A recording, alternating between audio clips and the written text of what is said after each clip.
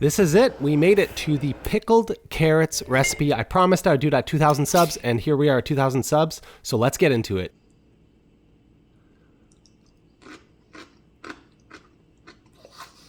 First thing you're going to need is some carrots. I'm growing my own. This is a rainbow variety. Don't get too excited. It's just the skin is a different color. The carrots are the same. They're the same inside and out, just like people.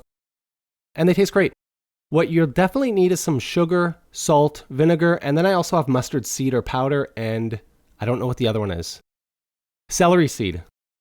All right, so here's a glamour shot of the carrots. There's me peeling them. You're going to need to peel them all. There's a lot of prep work in this recipe, like any good pickling recipe. And this is me doing it. So I just peel them half, and then I flip it, peel the other half. Now, as far as prep goes for in the jar, I like to do them in sticks, but you could also do them in coins or medallions, whatever you want to call it. So I'll take the carrots and cut them into about quarters, and then I'll take the quarters and I'll cut those in half, and then I'll take the halves of the quarters and cut them into thirds. If you can work out the ratios, I don't know what that works out to, like 1/64 or something. But even in thirds, they might still be a bit too big. Maybe you could do quarters again. So quarters to halves to quarters. All right, all chopped up. Now we got to get the garlic ready because you're going to need some garlic. I should have mentioned that earlier. And prepping garlic is worse than prepping carrots. So I cut the tips off and then I just peel the skin off. And the skin's kind of sticky and annoying. You probably know all this by now.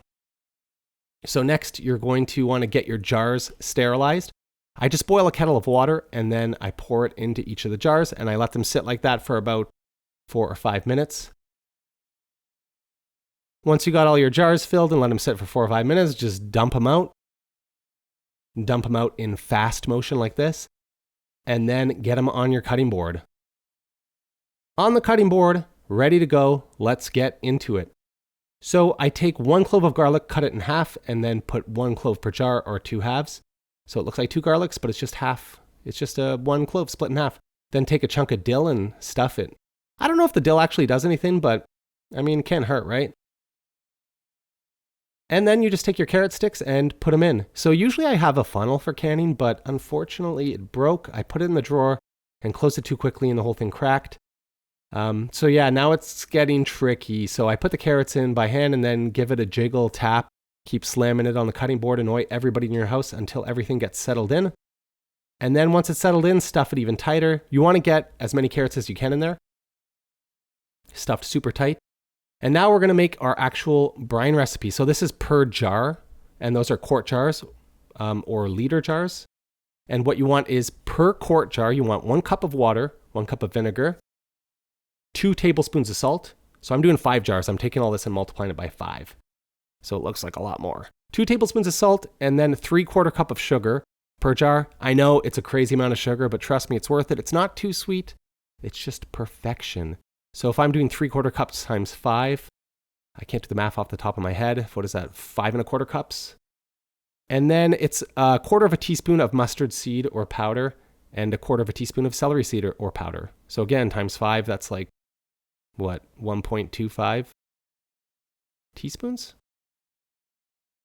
All right, bring it all up to a boil. And once it's boiling, a nice, good rolling boil, you just ladle it out into your jars. Once again, I usually have a funnel and it would make this 1,000 times easier, but I don't, so I'm making a huge mess, spilling it all over the place.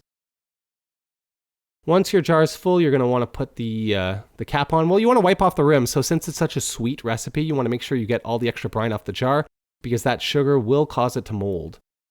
All right, it's capped and ready to go. They're sealed up. This is it. This is the best sweet pickle recipe on the internet. Guaranteed. Like, subscribe, follow, more content coming. Let's go. Fish it out of here. The garlic's hard to get out with chopsticks. You could even eat the garlic too.